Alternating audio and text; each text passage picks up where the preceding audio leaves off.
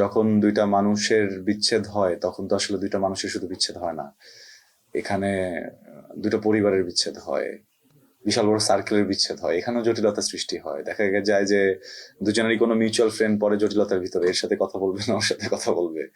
হ্যাঁ, কোনোভাবে যদি ওই ফ্যামিলিতে একটা বাচ্চা থাকে তাহলে আহ আমরা শুধুমাত্র মনে করে নেই হয়তো বা ওই বাচ্চাটার উপর দিয়ে একটা প্রেশার যায়, ও একাকিত্বে সময় কাটায়, শুধু তা না, কোনো কারণে বাচ্চাটা মার সাথে রয়ে গেল। ও যখন স্কুলে যায় ওকে অনেকেই প্রশ্ন করে বাবা কোথায়, তখন ওই বাচ্চাটাকে বানিয়ে বানিয়ে উত্তর দিতে হয়।